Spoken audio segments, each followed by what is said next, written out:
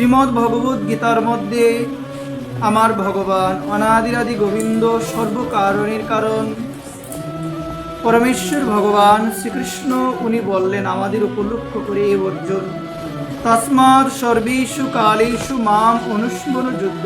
হে অর্জুন, তুমি সদা সর্বদা তুমি আমাকে স্মরণ করো। তুমি অর্জুন যুদ্ধ করে যাও, তুমি সদা সর্বদা তুমি আমাকে স্মরণ করো।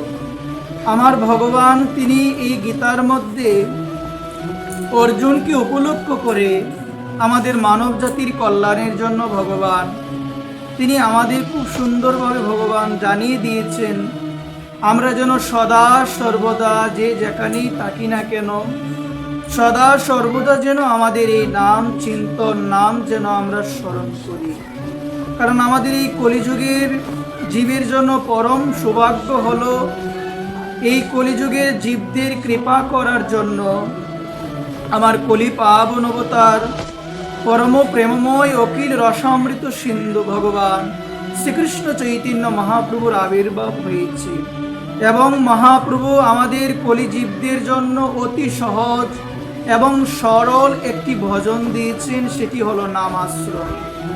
আমরা যে যেখানেই থাকি না কেন যে মতেই থাকি না কেন আমরা যদি সেই মহাপ্রভু নির্দেশিত পথ সেই হরিনাম মহামন্ত্রকে আশ্রয় করে যদি আমরা চলতে পারি আমাদের এই মানব জীবন সার্থক হয়ে যাবে। এই জন্য বললেন এই নাম যেন আমরা কখনো আমাদের শ্রীবদন থেকে দূরে না সরাই, সদা সর্বদা যেন আমাদের বদনে হরিনাম থাকে। কারণ এই নাম করতে করতে আমাদের সর্বসিদ্ধি লাভ হবে, এটি শাস্ত্রের বাণী।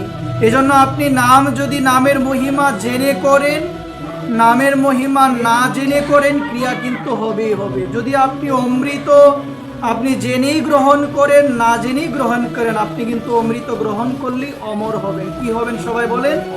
অমর হবেন। ঠিক তদ্রূপ বিষ, সেটি যদি আপনি জেনেই গ্রহণ করেন না জেনেই যদি আপনি গ্রহণ করেন বিষের ক্রিয়া হবে কিনা বলেন? বিষের ক্রিয়া ঠিকই হবে। ঠিক তদ্রূপ নদীর জলের মধ্যে যদি আমি জেনেই নামি বা কেউ যদি আমাকে ধাক্কা দিয়ে ফেলে দেয় আমার শরীর ভিজবে কিনা? আমার শরীর আমার ভিজবে। ঠিক তদ্রূপ শাস্ত্র বললেন আমাদের এই ভগবানের এই অমৃতময় নাম, এই নাম আমরা নামের মহিমা জেনেই করি না জেনেই করি, শ্রদ্ধাই করি অশ্রদ্ধাই করি, নামের এত শক্তি যে মহাপ্রভু বললেন যে স্তোত্র অর্পিত নিয়মিত স্মরণেন কালো, আমি আমার সমগ্র শক্তি এই নামের মধ্যে অর্পণ করে দিয়েছি। এই নাম যে স্মরণ করে, এই নাম যে কীর্তন করে, সততম কীর্তন মাম, যিনি সতত নিরন্তর এই নামকে স্মরণ করেন কীর্তন করেন বলছেন তার চিত্তরূপী দর্পণ মার্জন হয়ে যায়, নামের কৃপা তার উপরে হবে হবে। এটি শাস্ত্রের বাণী মা। এই জন্য নামের এমন শক্তি যে এই নামকে আশ্রয় করে তার এই ভবজ্বালা নিমিষে দূরে চলে যাবে। এই জন্য শাস্ত্রে আমাদের খুব সুন্দরভাবে আমাদের জানিয়েছেন আমরাও যেন এই নামকে যথাযথভাবে আশ্রয় করি এবং সদা সর্বদা যেন আমাদের বদনের মধ্যে এই হরে কৃষ্ণ মহামন্ত্র নাম ধ্বনিত হয়। হরে কৃষ্ণ কৃষ্ণ কৃষ্ণ হরে হরে, হরে রাম রাম রাম হরে হরে। এই নামের এমন শক্তি মা, যে শক্তি হলো পাপ নাশিনী শক্তি, যে এই নামকে আশ্রয় করবে তার সমস্ত পাপ নাশ হয়ে যাবে। এই জন্য শাস্ত্র বারংবার আমাদের বললেন মহাপ্রভু আমাদের মতো অধপতিত জীবদের জন্য সহজ এবং সরলতম যে নির্দেশ যে উপায় দিয়েছেন সেটা হলো আমরা যেন সবাই নামকে আশ্রয় করি, সবাই যেন আমরা নাম করি। এজন্য মা শাস্ত্র বললেন যে ভাগবতকার বলছেন ভগবানের নাম শ্রদ্ধার সহিত করো কিংবা অশ্রদ্ধার সহিত করো, নাম তোমাকে শুদ্ধ করবে। নাম কি করবে গো মা? নাম শুদ্ধ করবে। এই জন্য শাস্ত্র বললেন নাম করতে করতে আমাদের সমস্ত মলিনতা দূরে যাবে। এখানে যদি বলা হয় যে আপনি শুদ্ধ হয়ে নাম নেবেন না নাম নিতে নিতে শুদ্ধ হবেন, যদি এখানে বলা হয় যে শুদ্ধ হয়ে নাম করবেন না নাম নিতে নিতে শুদ্ধ হবেন, কি বলবেন? আমাদের অনেক সময় ধারণা যেদিন শুদ্ধ হব সেদিনই এই পথে আসবো, যেদিন শুদ্ধ হব সেদিনে নাম নেব, এর আগে নিব না। এই ধরনের কথা যারা বলে তাদের জীবন কখনো শুদ্ধ আর হবে।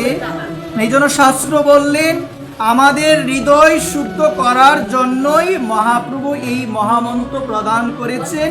এই মহামন্ত্রের এমন শক্তি, মহামন্ত্রের এমন ক্ষমতা যে এই মহামন্ত্রকে আশ্রয় করে তাদের চিত্তরূপী দর্পণ শুদ্ধ হয়ে যায়, তাদের চিত্তরূপী দর্পণ পরিবর্তন হয়ে যায়। এজন্য ভাগবতকার বলছেন ভগবানের এই নাম তুমি শ্রদ্ধার সহিত করো, তুমি বা অশ্রদ্ধার সহিত করো, নামের ক্রিয়া হবেই হবে, নামের ক্রিয়া হবেই হবে। নাম আমাদের শুদ্ধ করবেই করবে, এটি শাস্ত্রেরই বাণী। এই জন্য মা ভগবানের নাম অনন্ত শক্তিমান, অনন্ত শক্তিধর। এই নাম, এই নামের মধ্যে ভগবান সমগ্র শক্তি দিয়েছেন। এই জন্যই বলছেন যে নাম সেই কৃষ্ণ ভজনিষ্ঠা করি, নামের সহিত আছে আপনি শ্রীহরি। নাম এবং ভগবান কৃষ্ণের মধ্যে কোনো ভেদ নাই। নাম চিন্তামণি কৃষ্ণ চৈতন্য রস বিগ্রহ, পুণ্য শুদ্ধ নিত্য মুক্ত অভিন্নাত্ম নাম নামিনী। ভগবান, ভগবানের নাম, ভগবানের চিত্র, ভগবানের বিগ্রহ, এগুলোর মধ্যে কোনো ভেদ নাই। যেই নাম সেই কৃষ্ণ, যেই বিগ্রহ সেই কৃষ্ণ, কোনো ভেদাভেদ নাই, কোনো ভেদাভেদ নাই। এই জন্য আমরা যারা এই নামকে যথাযথভাবে আশ্রয় করতে পেরেছি বা যথাযথভাবে আশ্রয় করার চেষ্টা যাদের জীবনে রয়েছে, যাদের হৃদয়ে ওই আকাঙ্ক্ষা রয়েছে, তাদের হৃদয় একদিন না একদিন অবশ্যই পরিবর্তন হবে। এই জন্য বলছে নাম এটি কোনো সাধারণ কোনো শব্দ তরঙ্গ নয়, এটি কোনো সাধারণ শব্দ সমষ্টি নয়, এটি হলো সাক্ষাৎ ব্রহ্ম। এটি সাক্ষাৎ কি সবাই বলেন?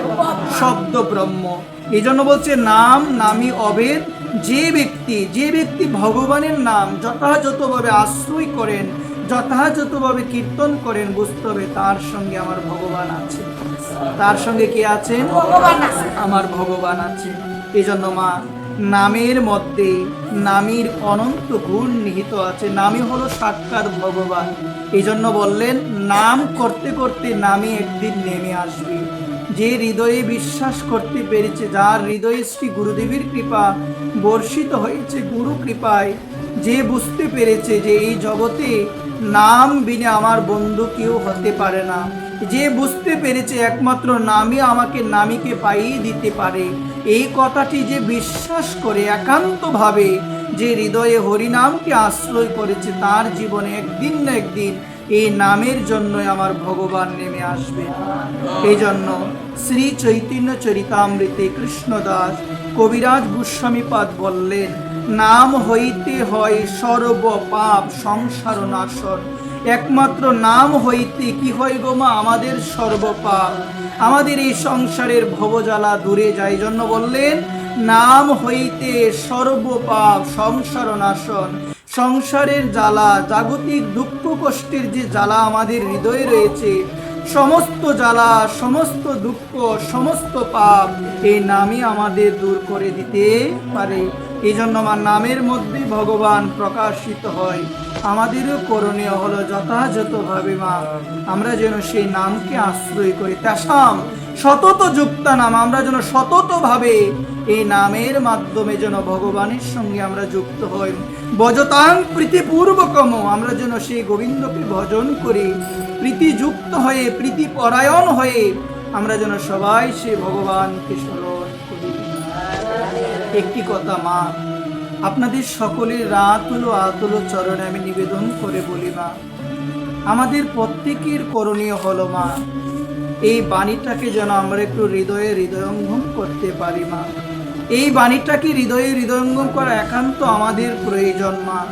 নামের আশ্রয় যথাযথভাবে যদি না নিতে পারি মা, এই হরিনাম যথাযথভাবে যদি আমরা না করতে পারি মা, চিত্তের মলিনতা কখনো দূরে যাবে না। আজকের এমন একটি দশা আমাদের হয়েছে মা, আমরা কোনটি মালা দেই, আমরা তিলক দিয়েছি, বেশ পরিবর্তন করেছি মা, আমরা প্রসাদও পাচ্ছি বটে, কিন্তু আমাদের একটি জিনিস বিশেষভাবে বলা প্রয়োজন, জানাও আমাদের প্রয়োজন মা।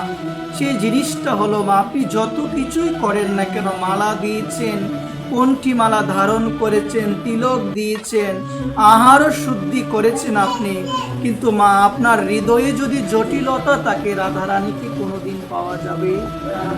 আজকে এমন একটি দশা আমাদের হলো মা, আমরা সমস্ত কিছুই পরিবর্তন করতে পারলাম, কিন্তু আমাদের হৃদয়ে এই জটিলতাটা আমরা দূর করতে পারলাম না। রাধারানী বাহ্যিক পরিবর্তন দেখে না মা, আপনার বাইরের পরিবর্তন রাধারানী দেখবে না, রাধারানী দেখবে আপনার ভিতর কতটুকু সরল।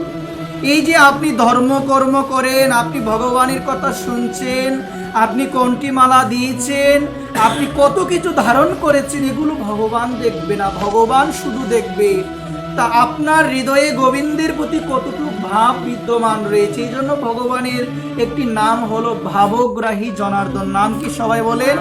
ভাবগ্রাহী জনার্দন। ভগবান তিনি শুধু আমাদের অন্তরের ভাবটুকুই দেখেন না। এই জন্য তিলক দিলাম, কোনটি মালাও দিলাম, পোশাক পরিবর্তন করলাম, নানান ধরনের নানা কিছুই করলাম, কিন্তু এত কিছু করার পরও যদি হৃদয় যদি সরল না হয়, জটিলতায় যদি হৃদয়ে থাকে, আমার বুঝতে হবে রাধারানীকে পাওয়া আমার অনেক দূরে বাকি রয়ে গিয়েছে। এই জন্য শাস্ত্র বললেন আমাদের, গাও গাও পুন গৌরাঙ্গের গুণ সরল করিয়া মন, মনকে সরল করে আমার গৌর নিতাইকে ডাকতে হবে। মন যদি সরল না হয়, ভগবানের হৃদয়কে কখনো মজানো যাবে না। মনে যদি গরলতা থাকে, সেই ডাক ভগবানের চরণে পৌঁছাবে না। এই জন্য আজকাল হৃদয় এত জটিল হয়ে গিয়েছে, হৃদয়ে কামনা বাসনা এত আমাদের বেড়ে গিয়েছে, হৃদয়ে হিংসা এত বেড়ে গিয়েছে মা, কিন্তু আমরা বাস্তবিক পক্ষে আমাদের এই ধারণাই নাই। হৃদয় যদি সরল না হয়, হৃদয় অন্তঃকরণ যদি শুদ্ধ না হয়, ভগবানের চরণ পদ্ম কখনো লাভ হবে? এত ধর্মকর্ম, এত শাস্ত্র চর্চা, এত আলোচনা, এর মুখ্য উদ্দেশ্য হলো মা এই ভাগবত কথা শ্রবণ। প্রত্যেক দিন জপমালার মধ্যে জপ করি, কেন করি এগুলো মা? এগুলো করার উদ্দেশ্যই হলো আমি যেন নামের মাধ্যমে আমার হৃদয়ে অনন্ত জন্মের যে ময়লা পড়ে রয়েছে, আমি যেন সেই ময়লাকে নামের মাধ্যমে যেন আমি দূর করতে।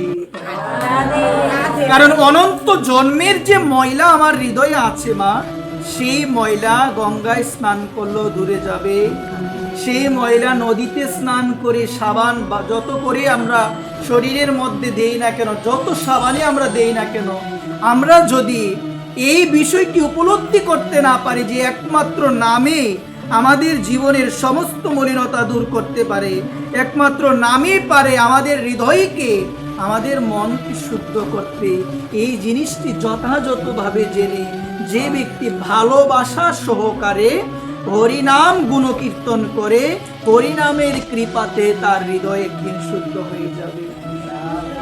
হৃদয় আপনার কতটুক শুদ্ধ হয়েছে সেটা বোঝার লক্ষণ শাস্ত্র দিয়েছে, সেটা বোঝার লক্ষণ শাস্ত্র দিয়েছে। আমাদের উচিত হলো সেই লক্ষণগুলো একটু জানা, একটু উপলব্ধি করা। কারণ আমরা যদি উপলব্ধি না করতে পারি, আমরা বুঝতে পারবো না। কারো 10 বছরের জীবন, কেউ প্রসাদ পাচ্ছে, কারো 6-7 বছরের জীবন, কারো 15 বছরের জীবন ধর্মকর্মে আছে। এখন কথা হলো পরীক্ষা করা প্রয়োজন। এত কিছু করার পরেও আমার হৃদয় কতটুক পরিবর্তন হলো, আমার মনের কতটুক পরিবর্তন হলো, এটা আমি বুঝবো কিভাবে? শাস্ত্র বললেন, এত ধর্ম কর্ম, এত শাস্ত্র চর্চা, এত গ্রন্থ আলোচনা, সকালবেলা ঘুম থেকে উঠে ভগবানের সেবা আদি এত কিছু তুমি করেছো, তোমার মন শুদ্ধ হয়েছে কিনা বোঝার লক্ষণ হলো সর্বদা আত্মদোষের অনুসন্ধান করা। মানে নিজের দোষের অনুসন্ধান করা। কার দোষের? সবাই বলেন মা। নিজের দোষের অনুসন্ধান করা। যে আমার ভগবানের একনিষ্ঠ ভক্ত হবে, যে আমার রাধারানীর একান্ত অনুরাগী নিষ্ঠাপরায়ণ ভক্ত হবে, সে সর্বদা আত্মদোষের অনুসন্ধান করবে, অন্যের দোষ কখনো দেখবে না। এটি আমাদের বিশেষভাবে একটু ধ্যান দেওয়া, একটু শ্রবণ করা আমাদের প্রয়োজন।